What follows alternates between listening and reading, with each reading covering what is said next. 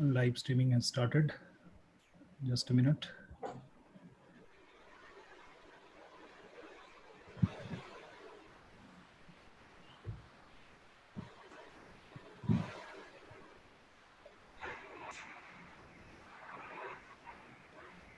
Live streaming has started. Just a minute.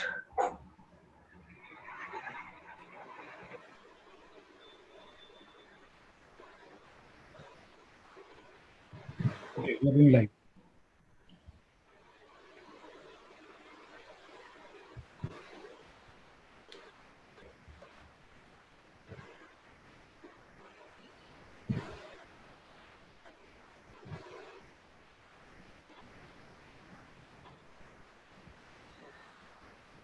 Good evening, friends. Welcome to the second webinar of this series titled Way to Home, Local, Rural and Small Scale Startups.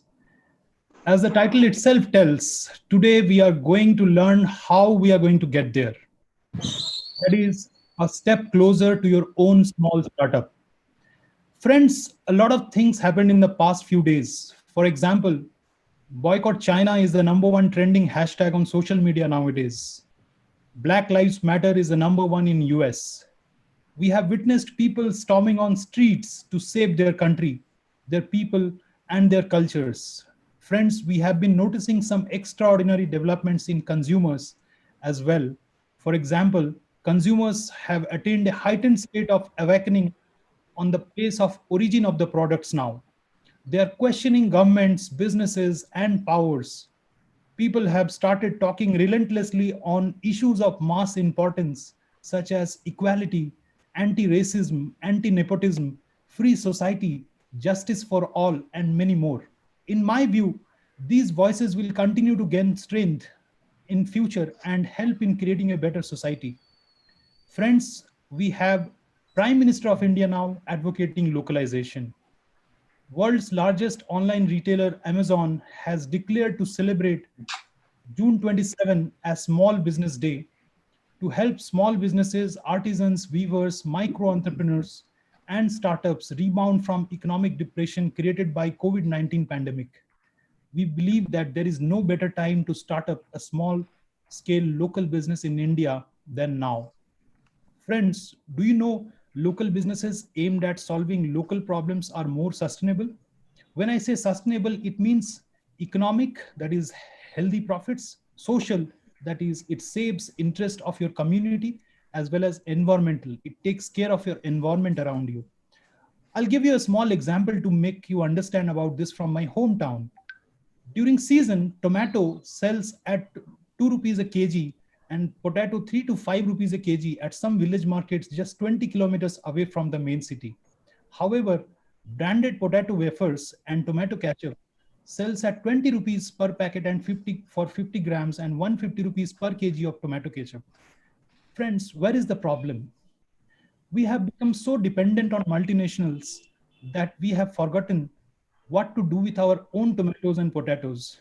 Today, there are huge opportunities for young entrepreneurs to price and sell quality products at competitive prices. Meanwhile, I was reading a book titled Usha's Pickle Digest by Usha Prabhakaran, where she has documented 100 ways of preparing pickles from Indian local fruits and vegetables without adding chemical preservatives. And surprisingly, this knowledge is untapped.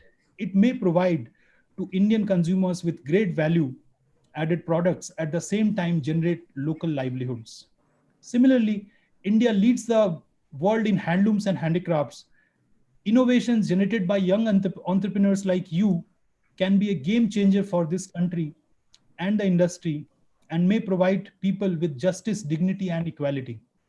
Friends, it is my personal belief that when you work for yourself, you feel tired.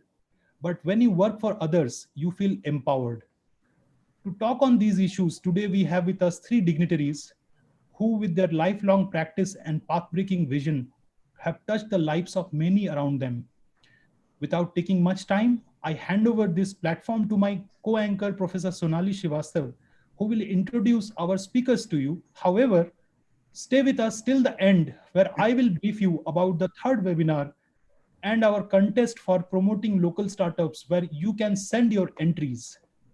Today in the Q&A section, you can directly speak to our resource persons and get answers for your questions.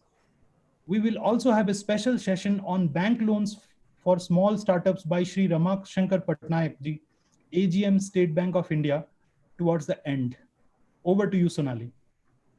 Thank you, Satya. Good evening to all. I am Sonali Srivastav, Assistant Professor, NIFT Bhubaneswar. I welcome our esteemed guests and the audience. It is great to have everyone here from such far corners of the country, and I'm sure we are all looking forward to a great session. Moving on to introducing our guests and speakers for the evening. First of all, we have with us Ms. Uma Prajapati, a renowned fashion designer, activist, and entrepreneur who has been living in Auroville since 1996. She has not only founded Upasana, a clothing brand established at Auroville, she also heads a few social projects, guides young entrepreneurs, and does strategy planning for various NGOs.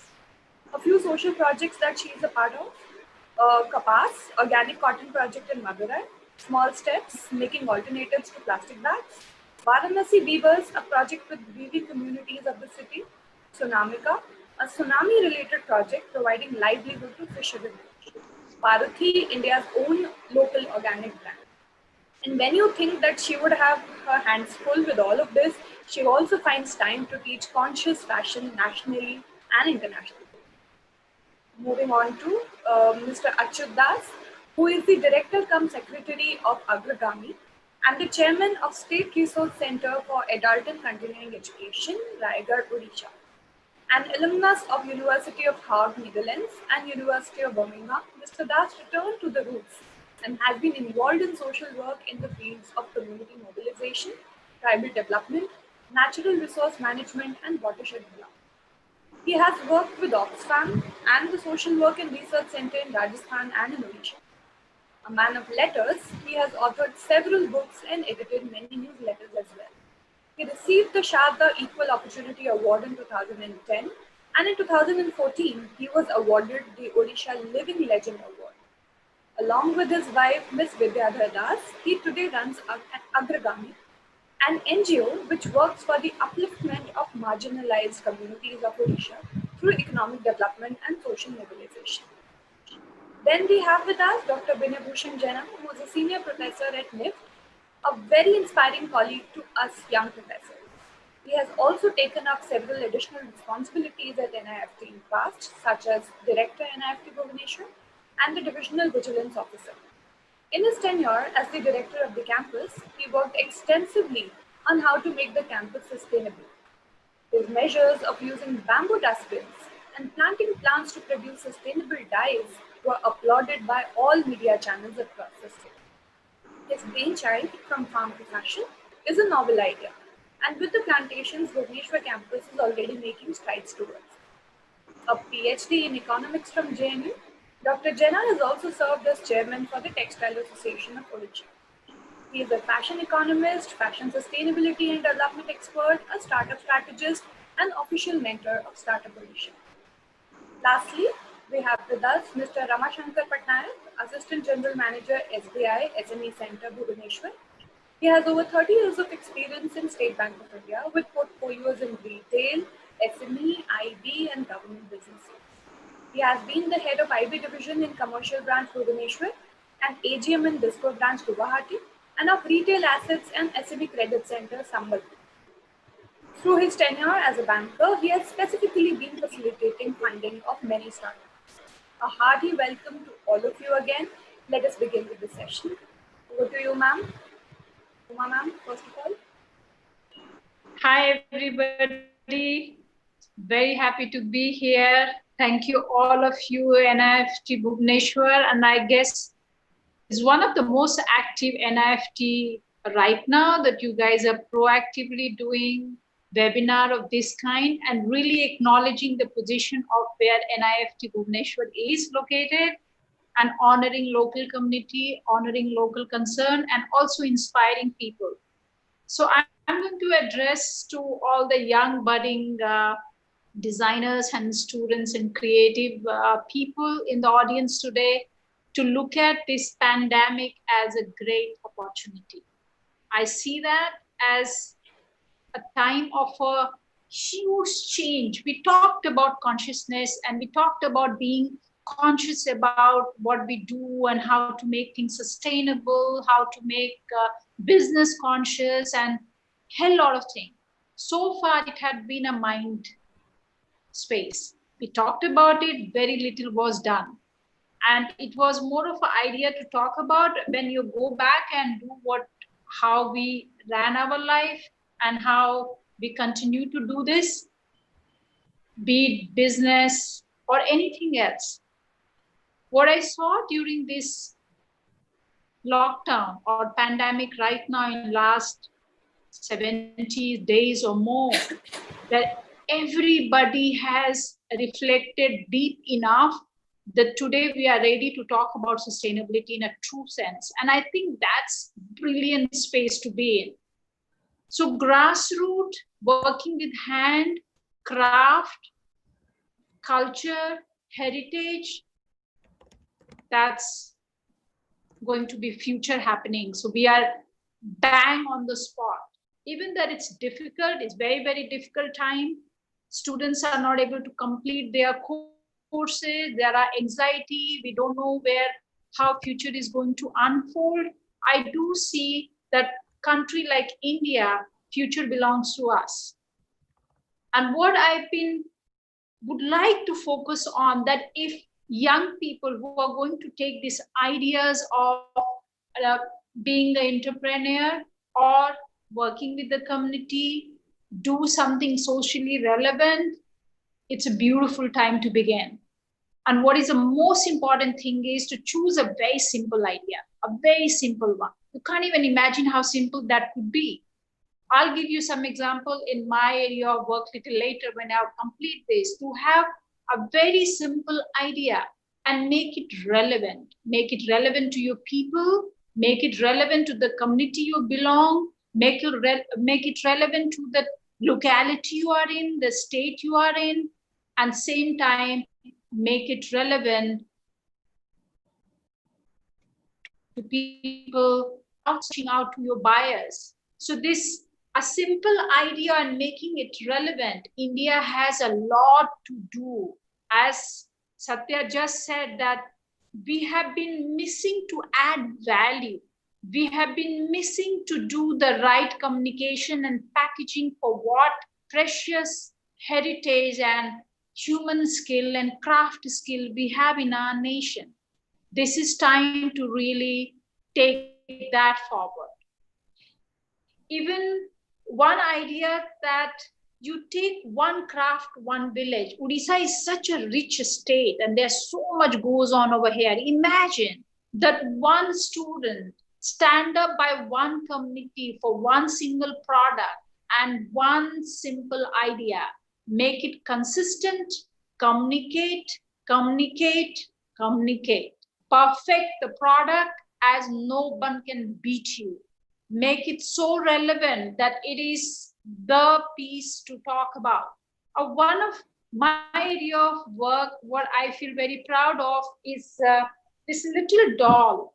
Post-tsunami, when everybody was talking about destruction, everybody was horrified that what has happened to the fishermen community, we were busy making dolls. And we made out of waste fabric of clothing industry or Upasana. Today, more than 5 million doll has gone to 80 countries, and it became a huge thing by itself. I didn't imagine that it will go so far. What I'm trying to tell you, that if you have an idea very simple and you mess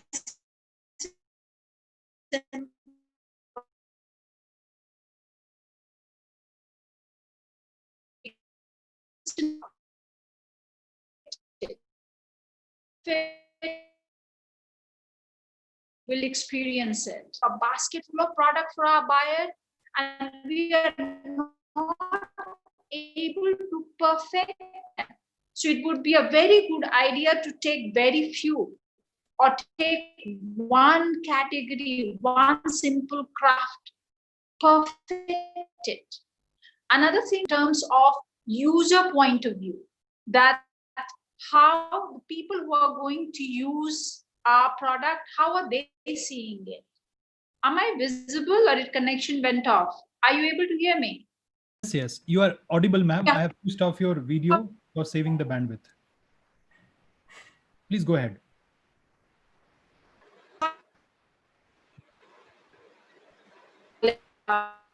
Yeah. Yes, so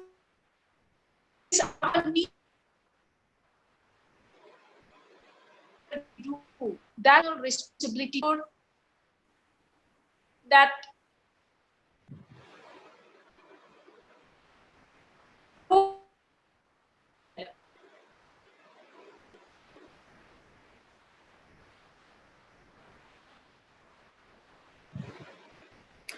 Ma'am, I think you need to switch off your video at your own end so that the bandwidth is product utilized. line in India, we are not very. Is that helps? You think that helps? Have you switched it off? Yeah, I have switched off from my. Does it?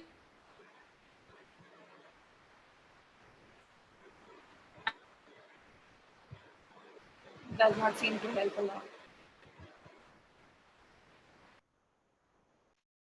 Can you hear me now? Sonal? Sonali. Yeah, it is a little better. I could hear my name.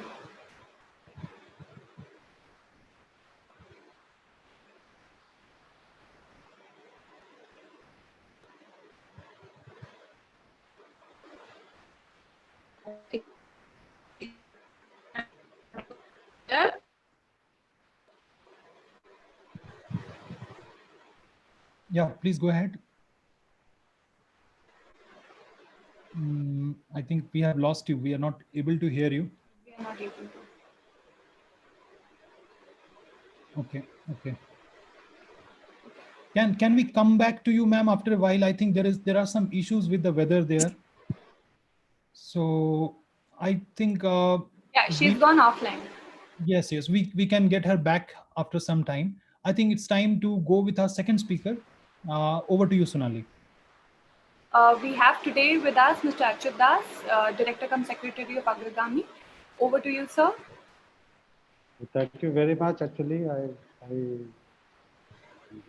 I'm here because my friend Gautam Shah wanted me to be here, and also Professor Banerjee. Good to see you all and that. Basically, this I'm not a person very familiar with this Zoom because we have of a different kind of responses. Okay, but since I have to speak, I'll speak few things. This startup kind of thing, as we understand by from our experiences working in for long years in tribal areas, I think we have to really see some of the things and internalize what is something called context. What is that context we are in? And what are the resources, what are the skills, how the people respond to market? And we have been trying. If I remember, we have a vegetable growers marketing cooperative society in 1980s. And tribal producers were trying to, market, vegetables, off-season vegetables. There was no road, there was no cold storage, market was dominating, and it didn't last long, even 5 years. We have also tried processing this minor forest produce as a kind of a, kind of an attempt so that the tribal collectors of minor forest produce, they process and market. That we have succeeded fairly. Now coming to this present context, we have to really think basically on the natural resources available there in those areas. And each kind of natural resources should have some linkages with the startup ideas that we are having. And how this startup can be established. In a very simplified form, not the complexities of the market, not the market forces dominating. How can we do that? I will first come to this mining, mineral resources, the mining thing. Can there be a startup regarding mining? Because people have access, control, and management over natural resources. So if the mineral resources are there, how the people can have access and control and management? Long time back, before these multinational companies were thinking to go for extractive industries, there was a huge debate how people can control these resources, mineral resources. And there was something called cooperative mining. I don't know, but this idea was absolutely brilliant, because if the people can control the mineral resources instead of multinational companies. But anyway, that was an idea that's floating around, the concept of equal opportunities and those kind of things, sharing profits and like that. It didn't last long. And nobody now, these are the days of the multinationals, corporate, and they control everything. So this idea would have never succeeded. Now coming back to the agriculture side, which is also related to natural resources like land, water, we have been really trying very hard to set up these eco villages. A village which has some kind of a surplus production by using the land, using the water, using the agroclimatic conditions, using the local skills, how the productivity can go on. And it is really going up and up. What you see 10 years back, 20 years back, if you look at now, this ecological agriculture is giving them some kind of productivity, some kind of income, how to systematize it. So we have been really planning very, wherever there are a group of eco villages which we have set up in different locations. We go for these farmers producers organizations. And these farmers producers organizations are basically looking at the local products and have linkages with the market, local as well as outside. And we see a kind of, possibility to have some kind of,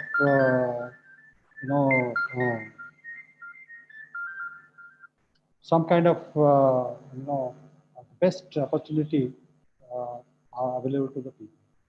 And this is working well. It's processing, and value addition are coming also to this. For example, you look at these organic millets, organic ragi. It can be processed locally, it can be marketed, and it is now in demand. So things are very much in the line. So we are organizing these, farmers of the eco villages to look at this market instead of having a distress sale. We are going to have all this kind of access to good market and good income. I think if you look at all these migrants who have been thrown out of their land, you can say displaced. Again, the same market forces. In our area, there are thousands. They have their land, but they're not cultivating. They have their skill, they're not being used.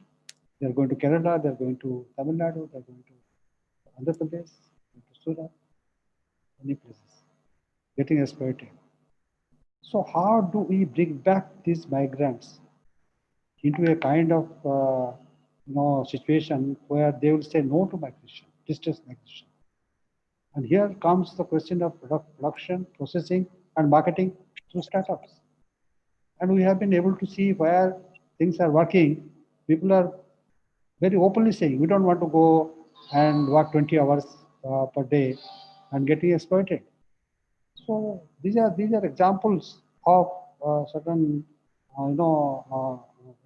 success stories where people can really manage their resources, and through a process of startup, we will do that. Then I will come to the national minor forest produce. Last few weeks, we have been thinking of setting up a unit on shea leaf plate making. These shea leaves are different from sal leaves.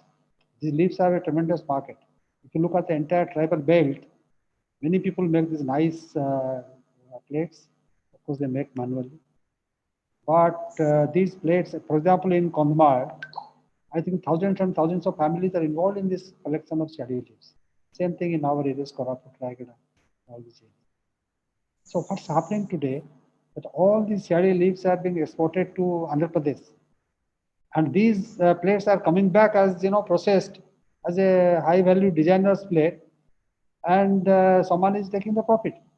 So we have been really organizing these tribal women who are the primary collectors to have the basics, kind of a startup, set up a unit, get the technology, and make a really good plates, and the demand is enormous. They only sell only raw leaves? They have to make these deep plates, and and good design and good duration, durability, and that kind of thing.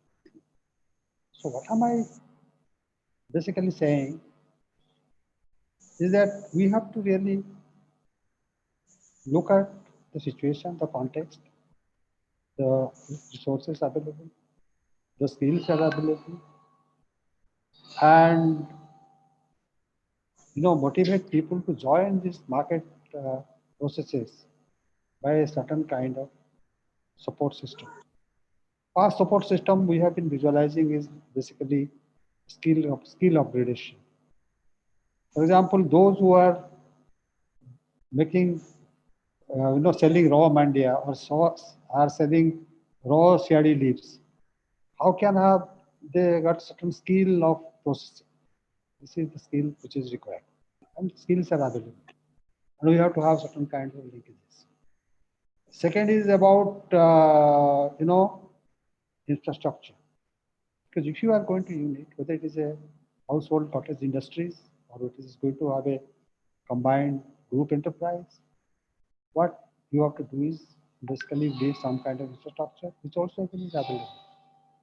We are providing, we are creating, we are having linkages, and people have their own little infrastructure within the villages also, so that can be used.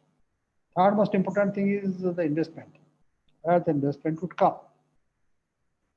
We have such a poor banking history that if a poor person or a group of persons will go there, the bank will immediately say no loan to them. Despite all these SSG movement, this and that, and I know how things are being manipulated. So there has to be certain amount of pressure, certain amount of policy changes, that if any group of people coming, farmers, women, let the banking system have certain amount of sensitivity, and then the investment would come. And finally, the linkages. The market is such a vast and enormous kind of thing. It can be a demon, it can be a god. So how do you have certain access to this market? So you have to have linkages. And there are organizations, there are institutions, there are individuals who are establishing such linkages. For example, marketing of organic products is catching up now. Many cities, and I think in Bhubaneswar also, there are people who have started, liking these organic products, even though price will be higher. Similarly, all these ecologically, viable, ecologically sound items are always in need. So we have to have certain kind of linkages. I think startup success and failure depends on so many things. As far as we understand, what we failed in 1980s, we may fail again, unless there is a kind of a policy resolution, and there has to be certain kind of a collaborative framework. The government, the credit institutions, the NGOs like us, the communities themselves, some kind of a faith, a kind of a belief has to be there that will control the market forces. If we are only talking of startup without having a say in the market forces, I'm afraid the startup process is not going to materialize and go further. You can start a startup, what matter ends there. So this is because we are talking about a very specialized kind of areas, very vulnerable people, like first time learners. These tribal communities are first time entrepreneurs. They are not like someone in the urban areas or someone in the coastal areas. They need a different kind of support system, a different kind of handholding system, a different kind of enterprising education. I don't know how to define it.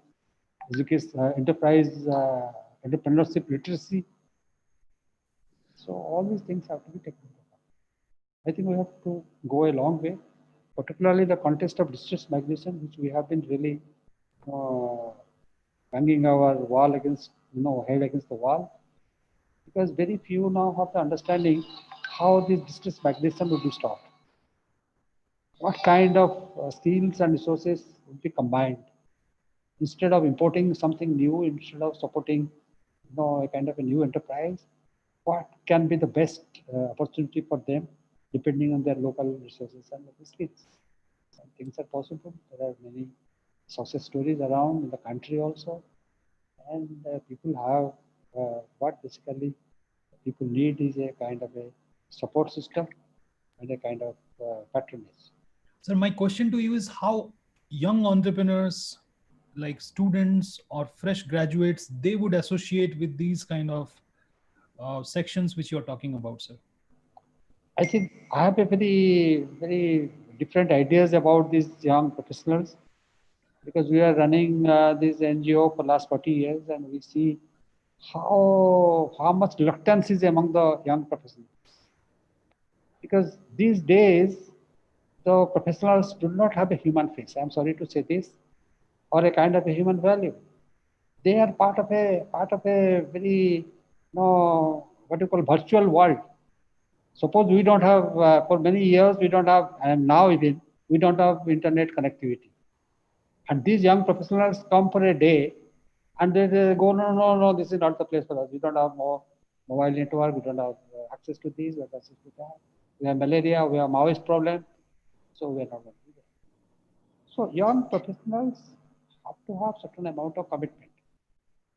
That you take, I don't know how much time is there, I can take you the example of this IRMA, where I have a very strong, dialogue with them sometime back. Institute of Rural Management, Anand, if you look at their history, 95% of these professionals have not come to the rural areas.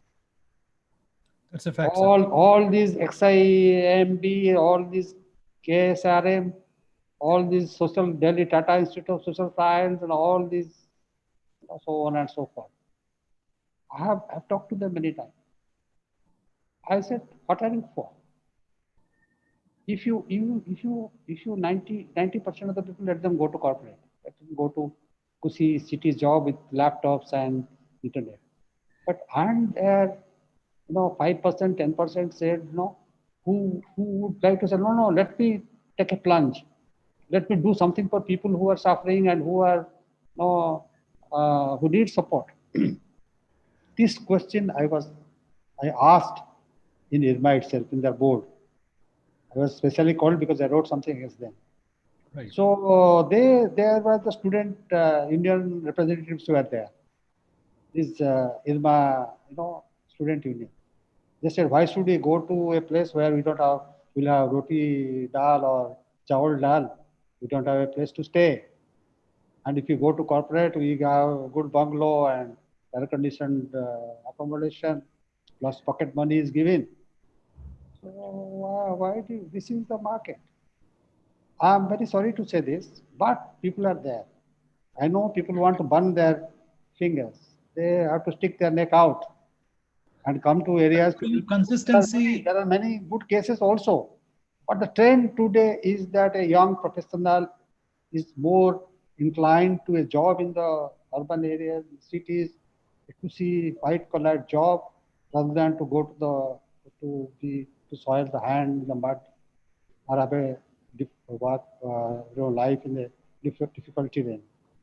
But people- post-COVID, sir, anyways, I jobs think are it is not the there mistake because of the the job market has taken students. the highest plunge of its It is lifetime. the mistake of the faculty.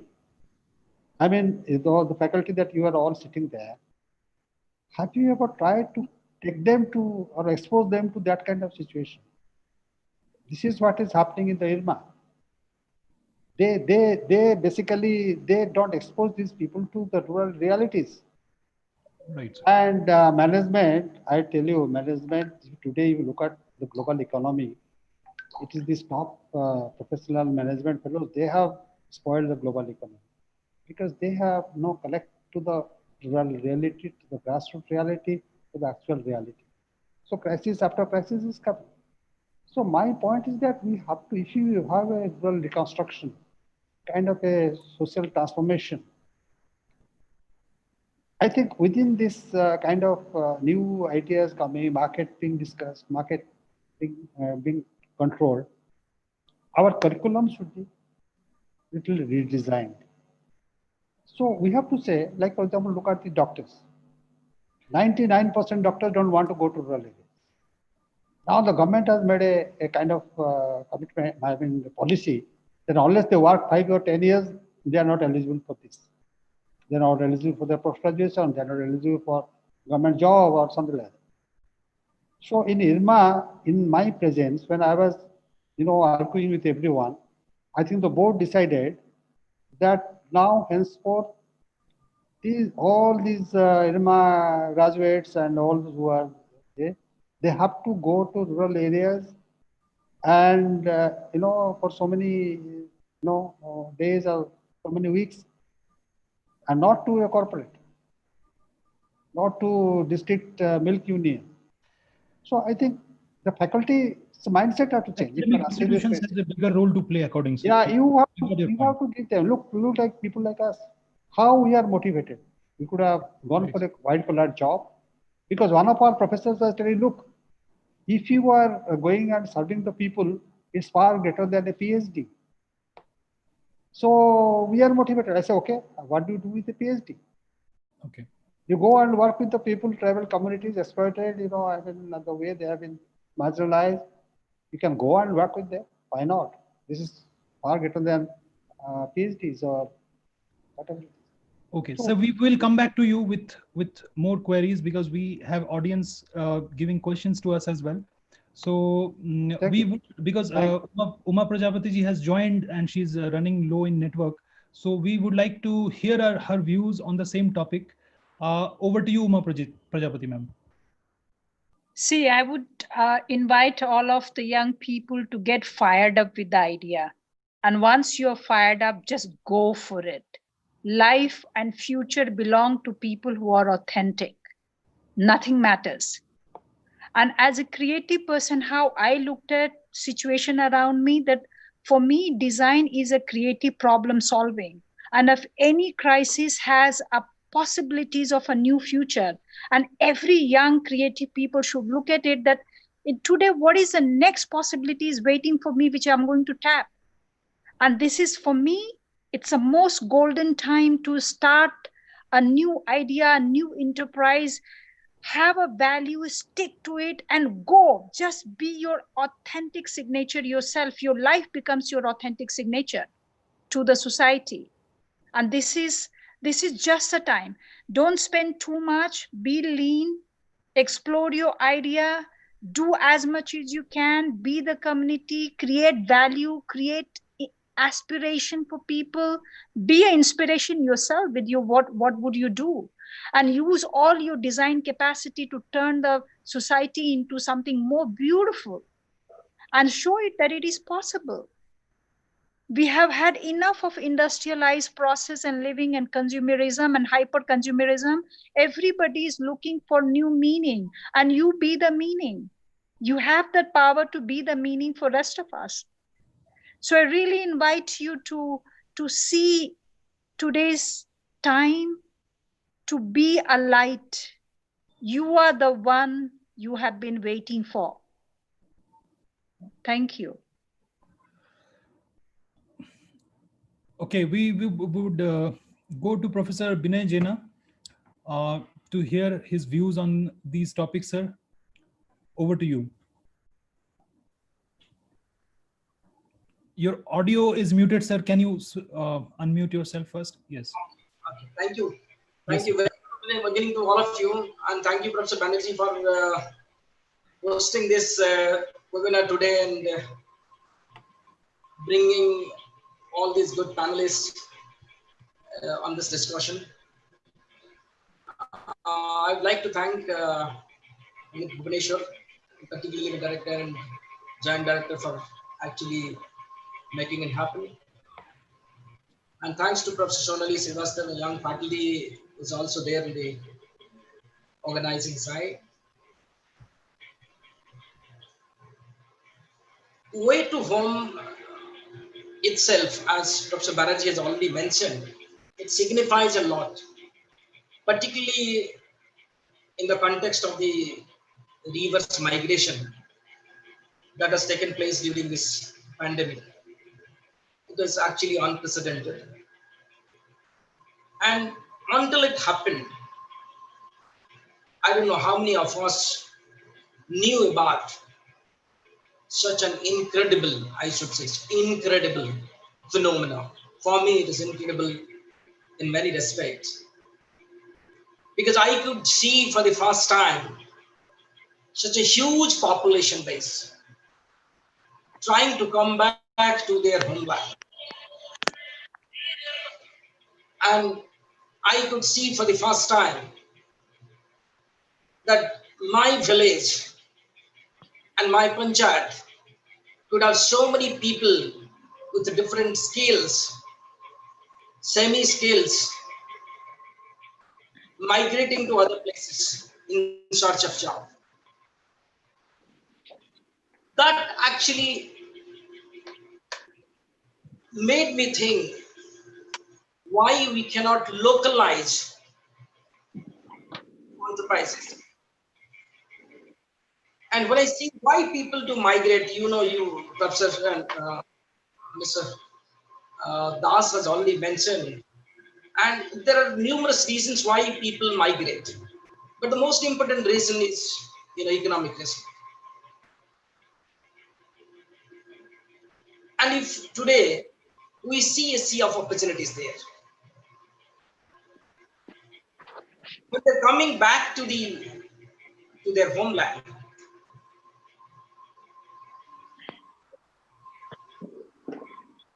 I see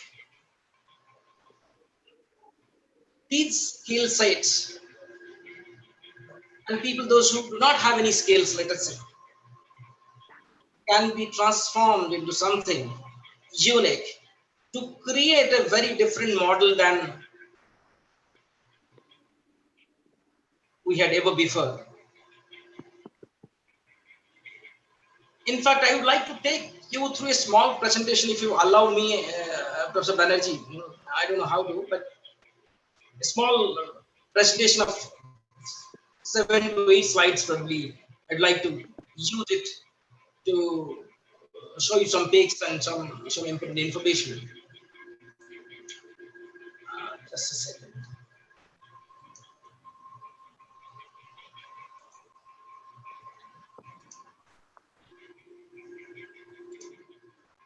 What is this? You all have seen this. All have seen this. This tragedy is as much a humanitarian as an economic crisis. In fact, workers have not just lost their livelihoods, they're now also staring at an uncertain future. Will the economy recover fast enough to absorb them again? Nobody knows about it. Long periods of waiting and any kind of inaction, if it is not being taken on time, will have its own cost. And many of these people, although they are unskilled, but many are skilled or semi-skilled. A large scale de-skilling could take place if they do not find work quickly. because their scales will begin to rust and diminish if not used. So I see here a tremendous opportunity for small scale startups. I'm not talking about the unicorns looking for $1 billion kind of business. And I also do not suggest startups should think of becoming Ambani's or, you know, or Gates, Bill Gates or someone. They should limit their ambitions to make their business or startups actually sustainable. Look at the scenario today. About 66% of India's population live in rural areas. We all have seen the reverse migration during this pandemic. The need and desire to earn a livelihood had pushed them out of their villages to the cities. Now their homecoming is actually a big challenge and also throws an opportunity to redesign the structure of our economy. It is actually potential for small, it creates a potential for startups in rural areas. As the focus of the startup initiative by the government of India as well as the state governments, more or less is revolving around the urban youth, not particularly for targeted towards the rural ones. But now the time has come for the rural youth. Entrepreneurs make things happen even in the most difficult situations because of their unique fighting spirits. That's my belief. Studies have shown that an enabling policy regime has the power to accelerate entrepreneurs' success. India's current policy approach mostly focuses on bringing more people into startups, helping vast number of small enterprises, encouraging need-based instead of opportunity-based entrepreneurs, and emphasizing self-employment rather than large scalable ventures. In fact, we have tried in the cities because I have been an official mentor to the startup Bhubaneswar, and I see people coming to me, particularly the youngsters, with high ambitions that they want to become very, very rich or super rich, as Mr. Das was talking about a couple of minutes back. They want to be somebody. And sometimes we notice that even if they do not have fundamental understanding about the resources they do have and the kind of business they are into. So when the model revolves around the unicorns or you call the scalable ventures, I see the reverse today. I see the situation is different today. For me, the small scale enterprises are the future for this country. And no matter whether it is agriculture or agribusiness or anything else, we have got so many resources. Every single region is endowed with so many resources, whether natural, human, or cultural resources, but they are. So I said this, I think the initiative so far, the Startup India initiative by the country's Department of Industrial Policy and Promotion, it helps build a positive, effective ecosystem in the country, turning business ideas into a reality for a flourishing startup environment. The states and union territories also introduced startup policies following the central government's initiative, but so far, the benefits of this initiative is centered around the urban educated youth. Now we have to actually go beyond, and I think the policy should focus more on the rural enterprises and to create more startups in the rural areas. So, we wanted to solve this already emerged crisis is to enable rural entrepreneurs to provide jobs and income opportunities in villages. And I think they will plug the inequalities between rural and urban India and become an engine of growth. The skilled manpower that has returned home will raise the standards of such enterprises, and the labor will find work close to home.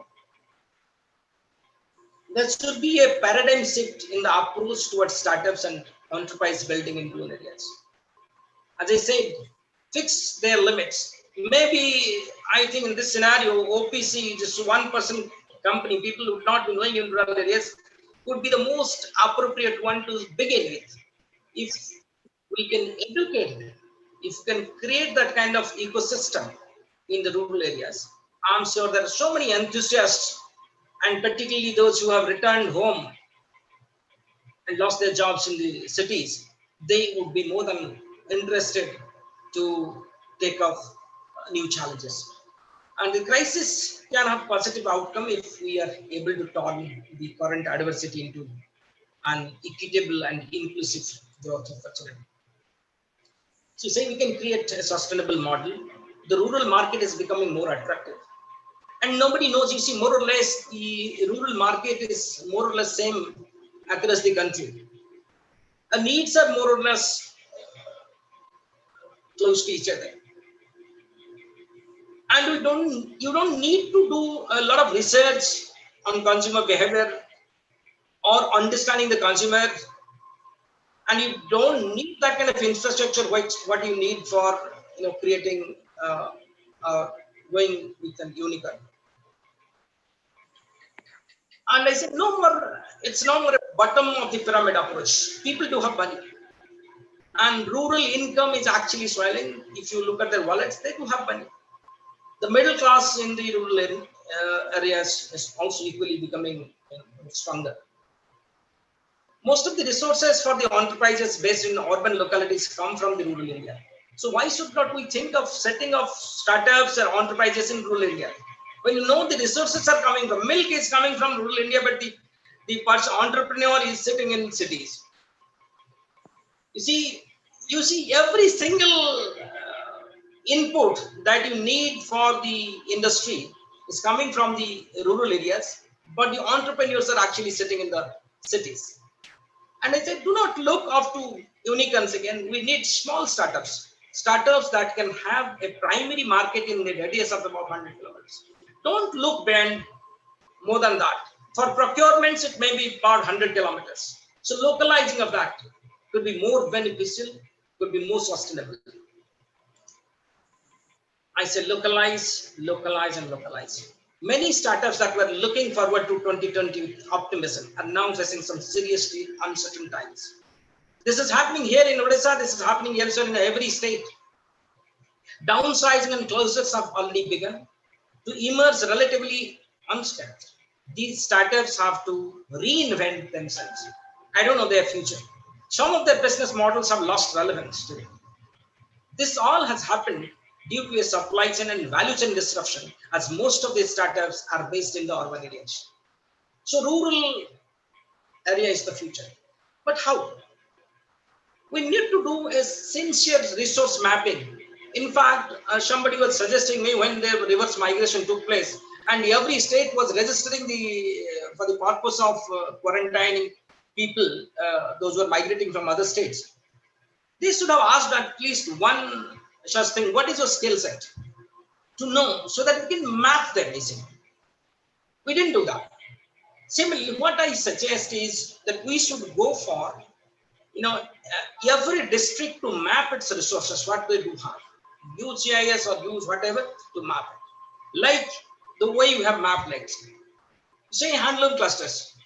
Look at the diversity of the clusters that we do have. 95% of all the handloom produced in the world is from this country. Can you imagine? And today we're talking about the sustainable movement. Sustainable apparel, sustainable fashion. So what is sustainable?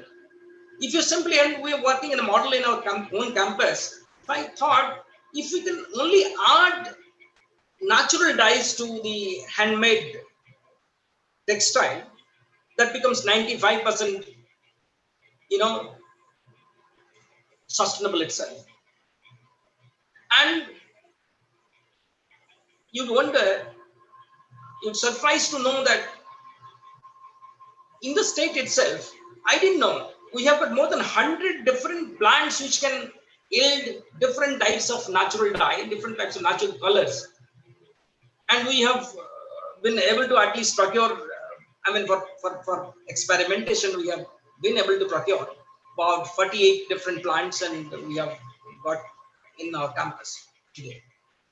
So I'm saying there are opportunities. It's only about recognizing it, identifying that, and making it public for for research and for understanding, for creating opportunities for themselves. So similarly, and just even look at the state of Odisha. In the country itself, we see so many diversities. I'm putting only one thing, that is handloom. We have got so many other resources. Forget about, non-farm and farm resources. This is one such thing that I'm showing. What kind of opportunity it can create for the budding fashion designers or entrepreneurs in the state? You have got to use global market as well as a local market also. It depends how you take it. Similarly, you see crafts also, we do have these diversities. Something we have been able to map and some we have not been able to. So this kind of mapping, what we have done in, let's say, in the context of the country, we need to localize the kind of mapping. Each district or each block should map its resources to open for the for the citizens. Similarly, and just trying to put it for you. And other than that, as I said, handloom handicrafts. You see, there are other sectors like horticultural products, agricultural products. There are spices. There are different types of food habits. You have so much to go around and create rural enterprises. But why it is not happening? Why you see rural migration on a very regular basis? We have not been able to arrest that. And I think today we have got the opportunity because of the reverse migration. At least this time, we should make efforts so that we can create a different business model altogether. Unlike the other parts of the world, what they have done. So rural India, irrespective of the states, is, I say, endowed with different natural, human, and cultural resources. Our states are different, so as our preferences. Entrepreneurs are among the most overlooked assets for community change in rural areas nationwide. Now there is an opportunity. Survival rates of startups are higher than the urban startups. In fact, this is through my research. One research I have found that, so how many startups are dying in the very fast year, and how many dying uh, in the next couple of years, that I have seen, and compared with the rural startups, I found that survival rate of the startups in the rural areas are higher than the urban areas. So what I say is about localizing. Hello, can you hear me? Hello. Yes, sir, absolutely. No problem. But how can I? My video is not there. Sir, you have to stop sharing your screen first. How to? Just a second. Yes, yes. Now, there would be an option on the top. Now, before we come to the banking talk, we can have a quick round of Q&A with the audience, where we can invite the audience to ask questions topics which we discussed today. So audience who are willing to ask questions may raise hands, please. I would connect your audio and you can directly interact with our resource persons.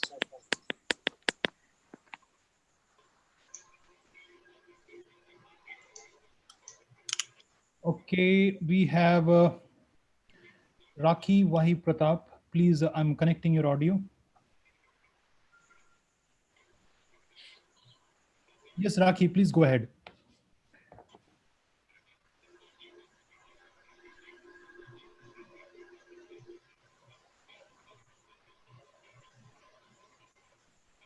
Rakhi, I think you will have to unmute yourself.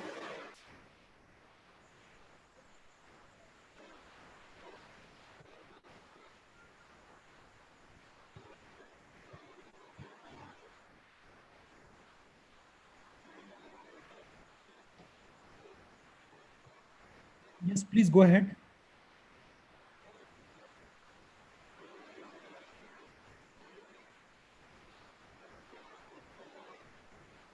Shall we move ahead to Navya Naveli instead? Okay.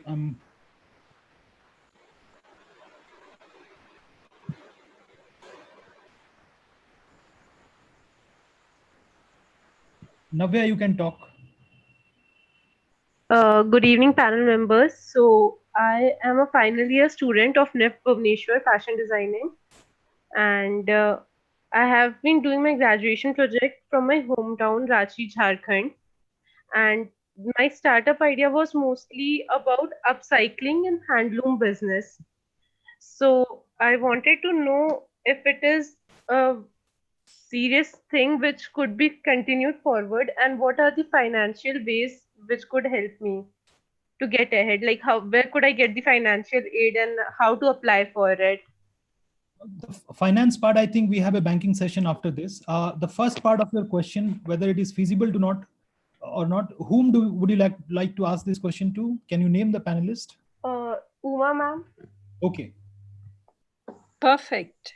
I mean, this is brilliant idea. You are pretty advanced in your thought process.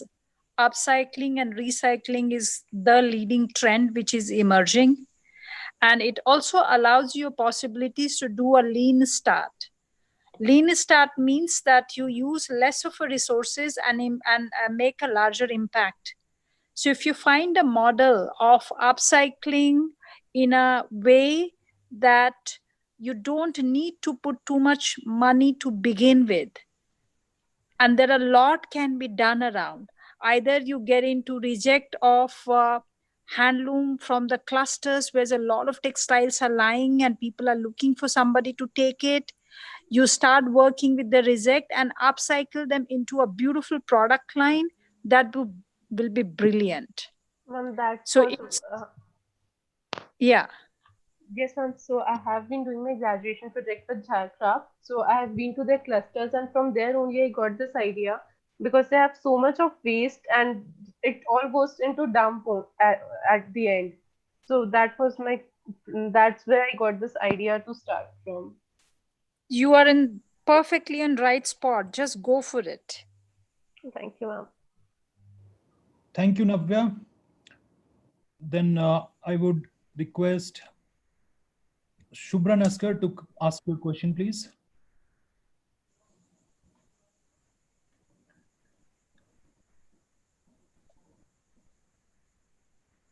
Yes, Shubhra, go ahead. Sir, can you hear me? Yes, all of us can hear you. Go ahead. Good evening, sir. My question, which I wanted to ask, we already have a cafe, like me and Juhi. We already are running our cafe. Just because due to this lockdown and all, we are closed. The main theme of our cafe is completely recycle. Because if we could have shared the pictures over here, it would be better. But now it's not possible. Most of the design as well as the things we have done, the idea is completely recycling and presenting it to the people. As well as we are working on a website which will be only dealing with the local handicraft as well as handloom. My question is, like, when we are coming up with any unique design, like one of my cousins, she is also collaborating with me regarding the designs. The problem is she is very much afraid to give it to the website of ours, that thinking that her design will be copied, though we have our own trademark and copyrights we have. The problem is, like, when we are doing a survey, the people, like the customers, they are saying that when we are getting a cheaper copy of it, so why not taking that, because you people are charging more. So we can't make them explain that we are traveling to the artisans or the handloom workers, giving our own ideas, and we are presenting it to the people in website. But still, we are not getting that potential customers. We are actually losing on them. So that is my concern. Like, how will I survive in this competitive business? Okay, I think that's a marketing question which you have asked. So would you like to ask any particular panelist to go Like for it? I got the answer over here. Like, you may ask this to Uma ma'am. So I don't have any idea whom to ask. So this is the question. Like, anyone can give me the suggestion. Okay. You want me to take it? Video conference ଅଛି ମୁଁ ଆପଣଙ୍କୁ ଟିକେ ପରେ phone କରୁଛି.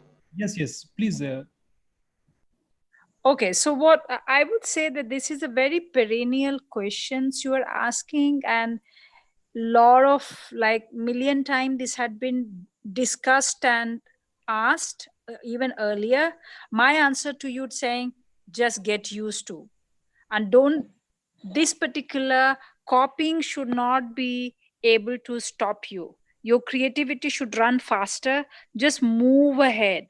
These are all a notion which do exist, but it is bigger in our mind than in reality. If people understand your product, they will come and buy it any which way, and there's some people will copy you no matter what you do. So just get used to, don't be afraid, just move ahead.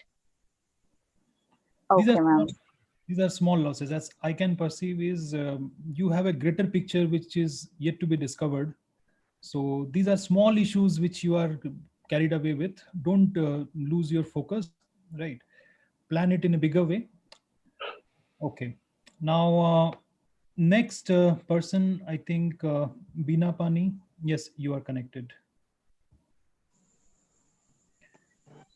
Yes, Bina Pani, please go ahead.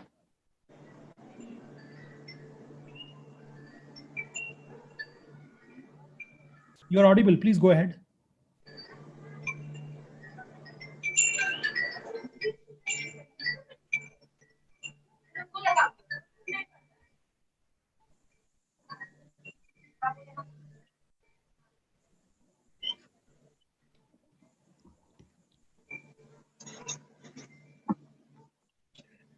Okay, I think we are not able to get her. Senthil, you can go ahead, please. I think we don't have much time. Please go ahead fast. Ask your questions.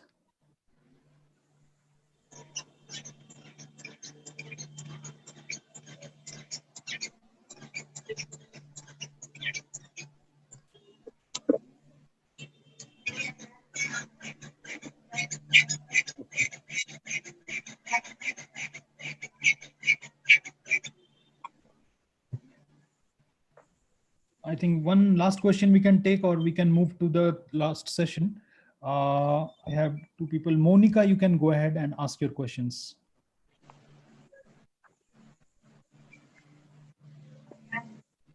Yes, Monica, go ahead, please.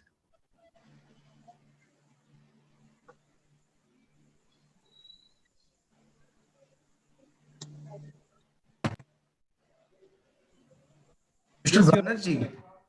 Yes, sir. This is R.S. Patnaik. Can we start now? It is already late, no? Right. Okay, so we have to go to the last session of this. So we have with us Shri Ramashankar Patnaik ji from State Bank of India. He would like to discuss about the loan opportunities which are there for startup aspirants. So over to you, sir. Mr. Banerjee, actually, no, the video is not coming. I think it is stopped by the host. So please, no. Okay, just a minute, please, sir. Co-host. Yes, you can try it again.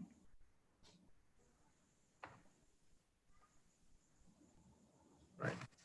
Okay, very good evening to all of you. So it is a pleasure to interact with these bright, young, and creative students. So we are practically bankers. We are not used to these lectures and speeches. So our point is very nearing around this finance, funding, other things. So today actually we are passing through an unprecedented time, and your topic is very relevant. I think way to home and rural startup for this particular period. Uh, Presently, we are living in a knowledge economy, and where the ideas are very much strong, and uh, this has given rise to startups. Uh, I think the original or root of the startup is generally an idea, and this is either for solving a problem or providing some solutions to existing products. So normally we understand that no startup is a technology driven thing, something, but actually we need to recognize that non-tech or micro enterprise have also can be considered as innovative solutions. Now, in regard to this, funding and finance of these startups to set up all these entrepreneurship is very important, and I think as a bank, we are playing a role of intermediary, like channelizing the funds of depositors or whatever savers to the ultimate users of from funds, that is borrowers. So we have different schemes, and as for RBI and government guidelines also, banks are under banks are under no banks are under obligation to give 40% of their total advances to priority sectors, and these kind of entrepreneurs or businesses sector startups, they are falling under this priority sector. So we are also very much interested to finance these SME loans, and we have very number of examples also. We have given loans and people have become successful. uh, Normally, banks are giving no finances to working capital needs of business or startups, like purchasing, processing, and what marketing of the raw materials. All these things from purchasing or sourcing of raw materials to uh, processing to finished products and thereafter marketing it. And also bank are providing term loans for no what acquisition of fixed assets, and setting up of startups or enterprises. And one thing I would like to say that now the government has also offered different schemes for these credit linked sorry subsidy linked credit, where government has given no certain amount of subsidy for this kind of business. And normally, people find that banks are no asking for collaterals. That has also no government has come up with certain what national credit guarantee schemes to provide no collateral free loans. So in case of default, the government will make up all these losses. So we have no different schemes and different ideas for no funding startups. Now I hand over my colleague Dibyajyoti will show some of these slides that will describe all these what various schemes to Dibyajyoti. Yeah, good evening all. Hi, good evening. Distinguished members over the panel and our boarding technocrats from NIFT Bhubaneswar. So we will directly go to your doubts. Means what you need to know about the bank and its finance perspectives. We will directly discuss about those things. So I'm going to share my screen.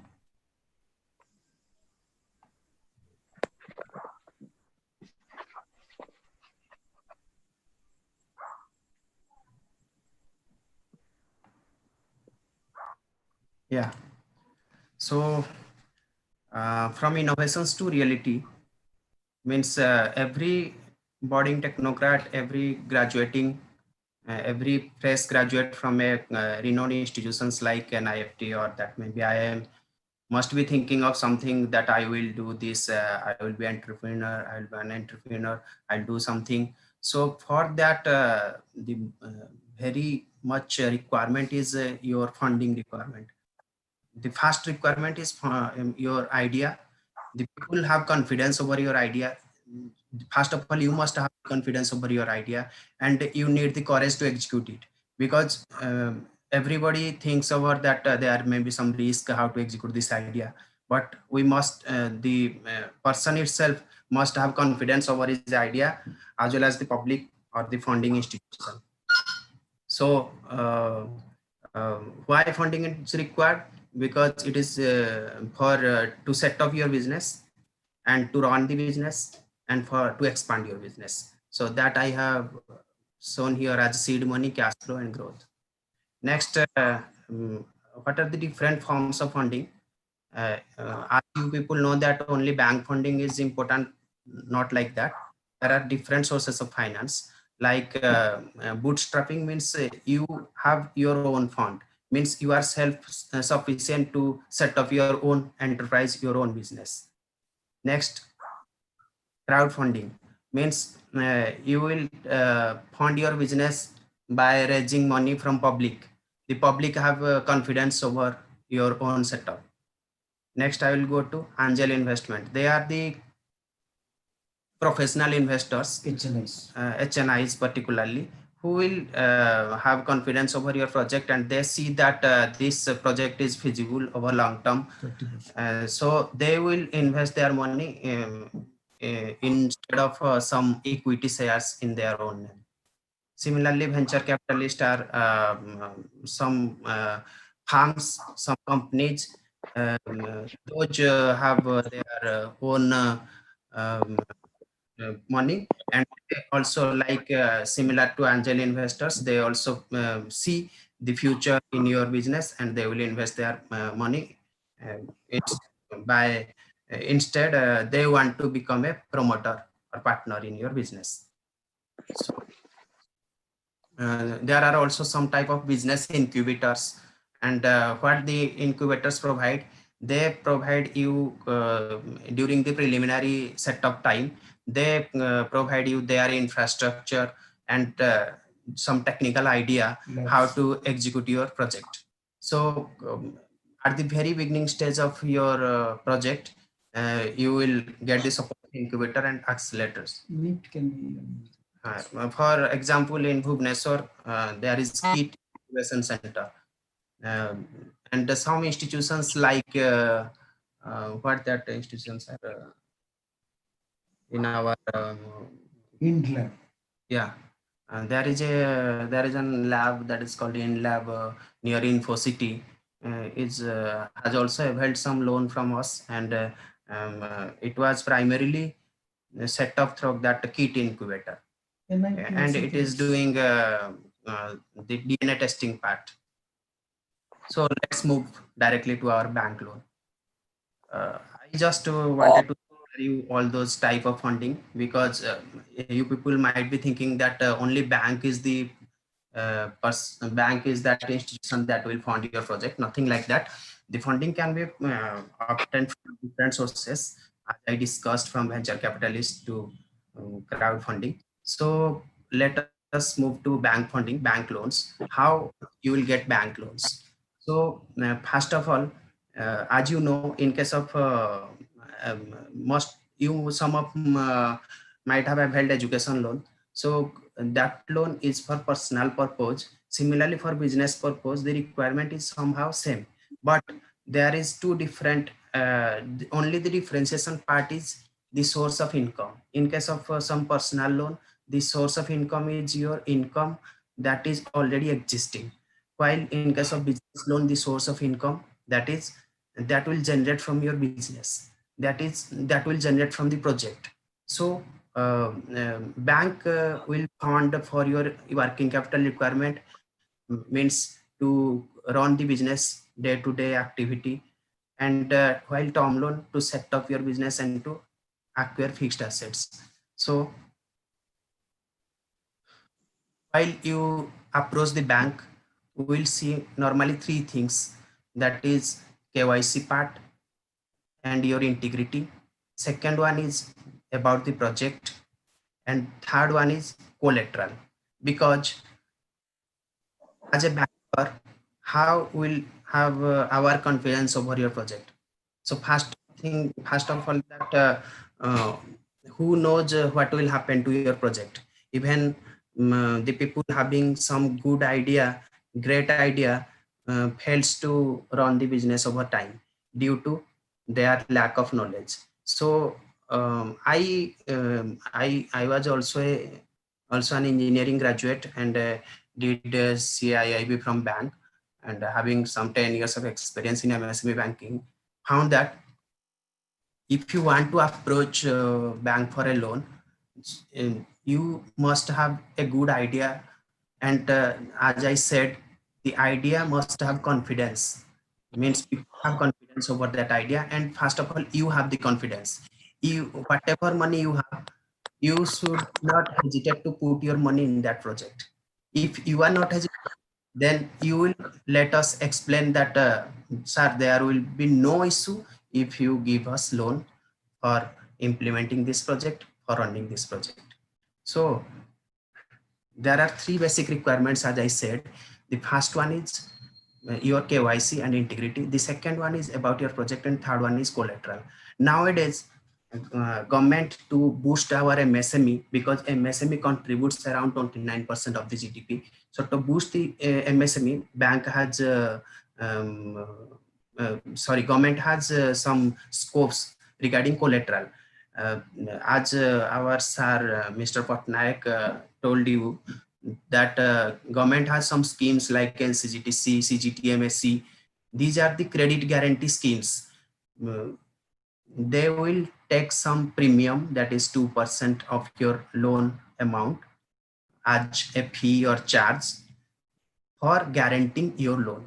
So if you don't have any collateral, you should not hesitate to go ahead with your project. And bank will also not hesitate to give you any loan. If you are providing 2% as premium, as guarantee fee, that will be borne by you, and that will be taken by that credit guarantee agency. That will, bank will not take that amount. That amount will be directly remitted to that guaranteeing institution to provide you loan. So leave about that collateral aspect, because if you don't have any any property or any fixed deposit or anything to give as collateral, that part will be taken care by the institutions like NCGTC, National Credit Guarantee Trust Corporation, or CGTMSC, Central CGTMSC, CGSSI. There are so many institutions. Like for small loans, you have come across the name Mudra. Mudra is also a credit guarantee institution. So the two things we will look after, that is your KYC and the project. So moving about the KYC, KYC means as you know your customer, because we can go to any unknown person. So to know you, we have to validate your Aadhaar card, your PAN card, your photograph, and your address, and your integrity. Integrity means, had you taken any loan earlier? If so, how is your repayment strategy? How was your repayment behavior? So all those things we will look after to get some idea about your banking history, your credit worthiness. So the thing is that let's move to project. So any project will be viable if the project, first of all, as I said, you have the confidence over the project and the marketability of the product that will manufacture in the what you can say, in the same market with the same market price. Please listen carefully. The product will be viable in the market with same market price. So that is very important, because you should not produce any product, any good that should be devalued in the market. if it is so, then how you will generate income, how the venture will be a profitable one, and how you will repay the bank loan, and how you will survive, and how you will pay the salaries and wages and whatever may be to your staffs. So entrepreneurship is really a great idea. Everybody wants to do that because as an employee, we are bound to obey our boss order or set like that. But as an entrepreneur, you are free bird, and you are your own boss, and you can also give employment to some people, and you will make their future. So entrepreneurship is really a very good idea. We always acknowledge that idea, but everybody just fear to enter that entrepreneurship only because of the risk associated. So you must have the ability to take risk.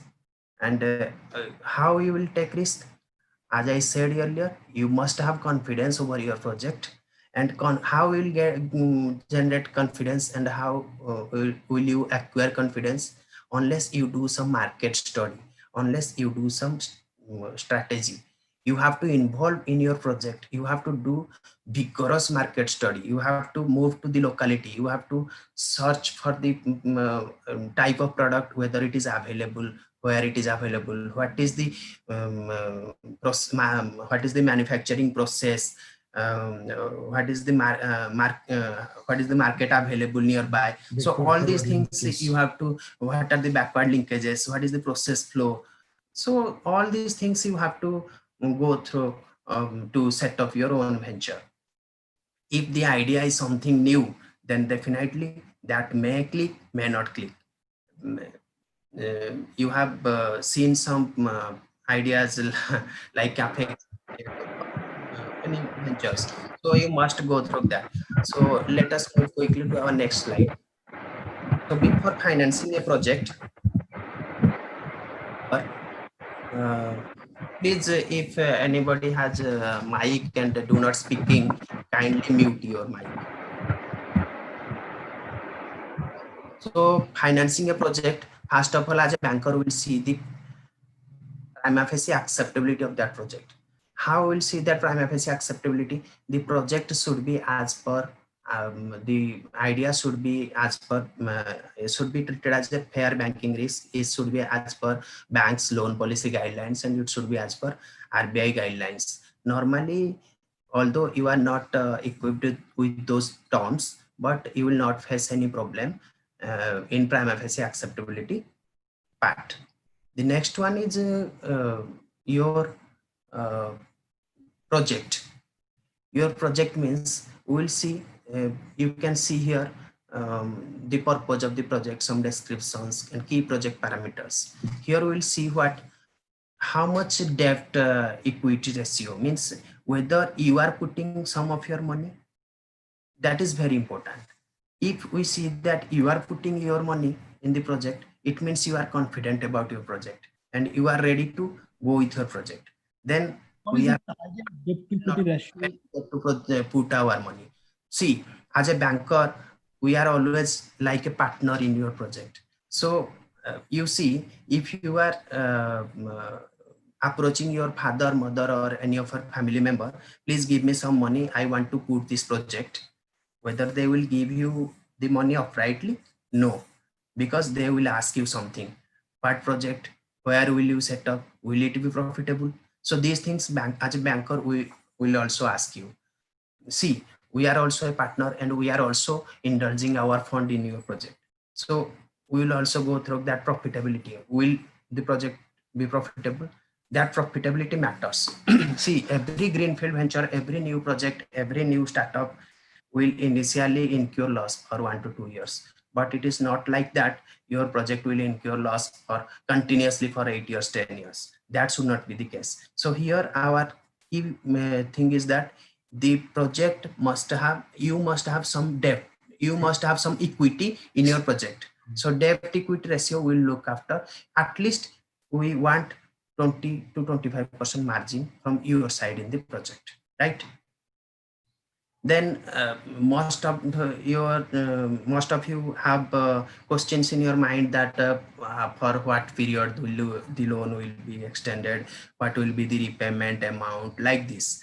It all of these depends on your type of project. See, if your project is a manufacturing entity, and where the commercial operation will start around after 2 years, in that case the loan tenure will be different, the moratorium period will be different. Moratorium period means the period between the repayment of the loan and availing of loan, right? So all these things will differ depending on the project. These things are very, very important in terms of. So let us see here a cost table regarding a project and its financing structure. So a project normally consists of, if it is a manufacturing concern, it must have land, building, plant and machineries, preliminary and pre-operative expenses, interest during construction, contingencies, working capital margin. And how it is being financed? It is being financed by promoter contribution, by availing some loan from bank, by availing some unsecured loan from friends and relatives, and by availing some funds like from private equity, angel ventures, and as I said, crowdfunding or whatever maybe. So you can also search in internet over there regarding private equity firms who are keen to invest their fund in your startup, if they see something that you are seeing in your project, right? So as a banker, we also say that what will be your project implementation schedule, how much time will you take to implement that project, and when the factory will start its commercial production, when will it be able to repay the working capital interest, where is the location, what type of land it is, whether the availability of labor or raw material is easily available or not, and what are the technical aspects, what are the production factors in your project. And very, very, very, very important thing for banking point of view is your marketing and selling arrangement, right? You should have good marketing and selling arrangement, and you must be in a position to convince us that my product will be sold through this channel. And although my product is a new and have no such brand right now, but it will not be devalued. It will be sold in the same market price as others. There may be some difference, 2 to 3 rupees in a peak of size of 50 or 45, but it should not be like that. Other are selling the same product at a price range of 50 and you are selling at a price range of 20. If so, it is so, then your product must not have attended the quality, as well as it is a poor quality, as well as it is not market facing, because everyone go to market finds good products, right? And the most important thing is that before approaching a product, before setting up a unit, there are some approval and clearances you have to have. Like from there are environmental Odisha Pollution Control Board, or PCB, that is State Pollution Control Board, SPCB. Like that, you have to for affluent treatment, like if you are setting up a dyeing plant, in case of textile industry I'm saying, you must have some approval from your State Pollution Control Board.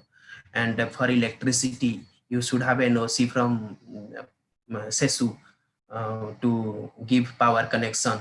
You must have some transformer for uninterrupted supply of electricity, and you must have you must have approval from local authorities. These are also some important things. As a to promote Make in India, nowadays we are hearing that these approval processes have been edged for new entities to promote Make in India. If it is so, then you will not definitely find any issue to run your project, right? as a banker point of view, we will see what is the debt service coverage ratio, means how much cash your project will generate, whether it will be sufficient to repay your term, will be the fixed asset available, all those things. Next, we will go through some SME loan products by SBI, right? There is a product known as asset backed loan. If you are sufficiently rich and if you have sufficient asset, means you are having some properties, then you can just mortgage those properties and you can avail around 60% of the property value as loan. And in that case, we will not go in detail regarding your project and everything, right? So that is one of the things I just discussed, one of the products. And this product is a kind of OD where you can transact itself, and it can be available for 20 years, means the repayment term will be can be extended up to 20 years, and so that you have only few very low amount of EMI to pay to bank. Here the loan amount will be minimum 10 lakh, and you can avail up to 20 crore, right? So another important product is Pradhan Mantri Mudra Yojana for small enterprises, where the loan amount is maximum up to 10 lakh. It is collateral free loan. Here you need not give any collateral to bank, and you can avail the loan for any business purpose. The most important thing for the bank is that we ensure end use of our fund. We don't give loan to purchase land for speculation purpose, to use that money for trading in stock market like that. We give loan for genuine purpose, not for expenditure purpose. So bank always give loan for genuine business purpose. That you have to keep in mind. So this mudra loan can be of a duration of 5 years, and you can have your own margin of to 10%, another 90% the bank will take care, provided that your business is feasible and viable. Next is Stand Up India. It is also a scheme purely, you can say, for state. Here the loan is given to SC, ST and women entrepreneur. Here the loan amount is also more than 10 lakh. It is also no collateral is required, and it is covered under credit guarantee scheme for Stand Up India scheme, where you have to bear that guarantee fee only. And the loan will be given for maximum 7 years to set up your facility. Here we can provide you working capital facility to run your business, as well as to set up your business we can provide you term loan facility. Another project is another scheme is SME Smart Score, where for new entities we don't find any such type of experience in the promoter. Then in that case we go for SME Smart Score. It is purely a product of SBI, where we can do some adjustments and we can give you loans. I would just like to tell you, sir, are these all things available on the websites of the bank? Yes. This is our last slide. These are all available in the website of the bank itself, right? You can refer to it. You have to go to http://www.sbi.co.in or https://bank.sbi, right? That is the address of our website, where you can go to SME and you can search for different products. You will find everything. Okay.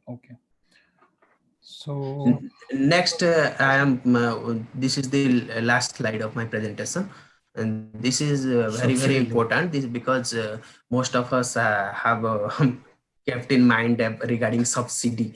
So this is specifically a product which is running for last 20 years. This is PMEGP scheme, Prime Minister Employment. This scheme is running both in rural as well as urban area. Here the subsidy given by the government based on your project cost, that is ranging from 15% to 35%. If you are setting up your project in rural area, then you will get a subsidy from 15% to 25%. And if it is in urban area, you will get subsidy from 15 to 25%. And if it is in rural area, then 25% to 30%. This is depending on caste based. Okay, for general category, you will get a subsidy of 15% in urban area, and you will get subsidy of 25% in rural area in case of general category. In case of other categories like OBC, other backward classes, SC, ST, women, and physically challenged borrower, the subsidy amount will be 25% in case of urban area and 35% in case of rural area. So what is this, how to avail this subsidy, and what is about this? So let us discuss.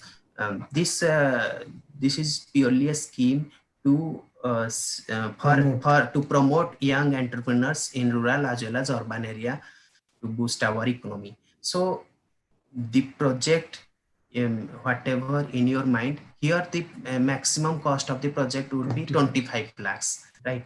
So if your project is small, 25 lakhs, and having worker 5 to 6 worker like that in your proposed project, proposed setup, you will be engaging around 5 to 6 laborers like that. So the minimum age of the promoter would be around 18 years, and he can have his own idea. He can set up a manufacturing or service industry. This is not for trading, right? For to set up a manufacturing and service industry in rural or urban area, you can have your own project. You have to approach to district industry center, DIC. It is there in every district. There is a DIC office. You have to approach that DIC office. You have to show your project. Then there will be an IPO, Industries Promotion Officer. He will guide you regarding your project. He will make an interview of you, and then the procedure is they will scan your KYC. KYC means, as I earlier said, your Aadhaar card, PAN card, photograph, and the details of your project, and they will put that project in the website, that is PMEG portal. Then that project will automatically flow to respective branch falling in your area, respective bank branch, and the choice is yours. You can send your application to SBI, to Canara Bank, to any nationalized bank. Then at the bank level, we will download your application. Then we will do initial scrutiny. Then we will call you. If your idea is feasible and viable as per our interview, then we will definitely go through the project. So what we will do here, the margin percentage, that is around 10%, will be borne by you. Another 90% we will finance. Then what about subsidy?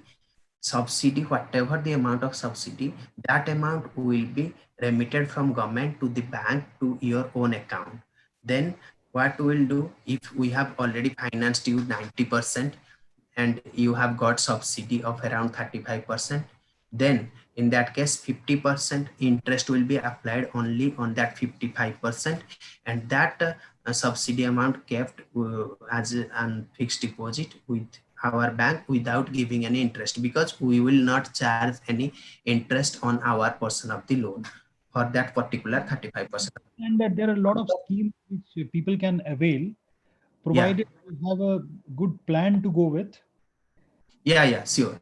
And The plan must be marketable, right? plan must be marketable, must have returns in the long term. Short term return is not looking at, but maybe after 1 or 1.5 project. See here the project is a small value project. So in case of small value projects, the return is expected shortly, within 1 year or 1.5 year. In case of long-term projects, strategic projects like say NHI, National Highway Authority, road construction, infrastructure projects, in those cases the loan amount is very huge, that is 500 crore, 1000 crore. In that case, we expect that the revenue will be generated only after 10 years, 15 years, right? Okay, we understand. Thank you so much, sir, for this wonderful presentation, which is very, very informative. And the link of this presentation would be on our YouTube channel. Anytime you can go back and you can go through it. I would request you to stop sharing the screen so that we can take Okay. the. Thank you. Okay. Thank you. So this is all about funding part. If anybody has any questions or any doubts, they can directly ask. Okay, we are already running out of time because Yes, we were scheduled. we are Okay. already running very late. I would like to thank all of the speakers, all of the guests today. I'd like to finish off with a quote from Uma ma'am. She said, "You are the one you've been waiting for." So while the times are trying and unpredictable, we must remember to take lead and act, because change begins with self. This was some food for thought. Thank you so much to all our guests for joining us today for this session. The amount of questions indicate that the audience has also Thank, found the session quite enlightening. Yeah, the audience has been very supportive and interested. I hope some of the ideas that were shared today would help us all. Over to you, Satya. thank you. Thank you. Good Okay. night. I would just announce about the last webinar of this series, just 2 minutes maybe, and then we can close it for the day. The last webinar of this series, as I promised, that it would be a student alumni commoner driven webinar where people are required to submit their ideas, the small startup ideas. And you will realize when you frame your ideas that in many cases, these ideas are so small that it does not require so much of funding, which all of us are scared of. Right? We are thinking that it will take a lot of funding, but these are small ideas and small startups. So what I look forward to is you can send your ideas to us. My contact details are shared on the screen.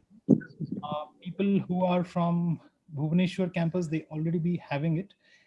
If you are from other campuses from across the country, you can note it down. You can discuss with me in person through WhatsApp or through email, where we would tell you that how to submit your entries. And best entries, we are planning to cover them in the third webinar. We will call them and they will be the speakers. They will tell their ideas to the audience, and audience can upvote it. We will test the feasibility of that idea right here, and then we will take it forward by mentoring them, connecting them, networking them, and guiding them so that they can implement those ideas into reality in a very short time. So I thank you so much. In case you have any further queries about any of the things discussed today, you can get back to us through emails, and I would love to hear from you. I thank all the panelists for spending their precious time here. It had been a wonderful session, and that could not have been possible without your support. Thank you so much. Good night. See you.